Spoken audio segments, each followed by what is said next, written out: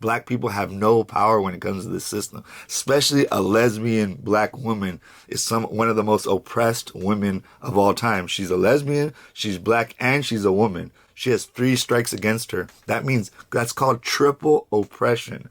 Triple oppression. So me as a man, I grew up poor and I'm Latino. That's double oppression. But I'm a man. That gives me a leg up than a woman. You guys have to understand the system. The only problem with a lot of this podcasting is it's not analytical. It's not smart. It's a bunch of dumb people that are entertaining, basically, right? But Bo, I think it's his man, my bad, homie. Bo, I'm just going to call you Bo for now. Bo said, Latino dude, said he was rage baiting her. If you don't know what rage baiting, that is when somebody knows that this is a touchy subject for you and they keep poking at you, hoping that you will blow up so you can entertain us. But I don't agree with that kind of entertainment. I think that entertainment is cheap and is not worthy of anything, and it doesn't last long. Yeah, Bo, he might get on a couple shows from that, but I also think that that vato, man, I bet you that fool's name's wrong.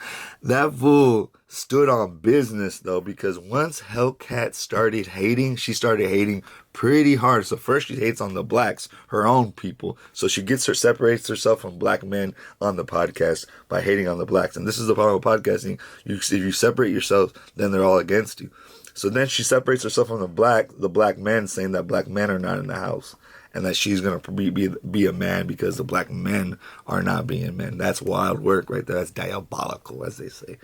Then she tells the homie to go cut. She says, cut my grass, take a Uber to Home Depot. Some of these are kind of funny. She calls him George Lopez, which actually thought that one was actually funny. So if you're going to make a race joke, you got to be clever and it has to be funny and it has to be light like the George Lopez thing. But cutting glass in Home Depot, especially in Los Angeles, what's going on right now, the trauma that we just witnessed, right? And she's from Arkansas or something, so she has no idea. There's like 4 Mexicans over there. There's probably a gang of them, but you know what I mean. So she separates herself from the blacks and the Latinos. Hates on the Latinos. They start to fight almost. And Lucky Lush pulls the homies back that were going to trip Steven and I think his brother or his cousin. These are Mexicans that work behind the camera. Imagine, and he says it. Shout out to the Mexican dude. He even says it. He's like, that works at No Jumper. Not Steven, but the other guy. He's like, bro, it just hit a little different when I heard a black person saying it. Because even in the Bay Area, we're not used to that, bro. Like, I feel like I kind of feel black, you know? Like, I never considered myself black, like, in a weird way like that. But you know what I mean? I've considered, like, when I see a black man and a Mexican man, besides the language barrier, I don't see that much of a difference. So I just wanted to break it down that everybody was at fault. The Sus and the Bo guy shouldn't have rage baited her, you know, and she shouldn't have gone off the cup.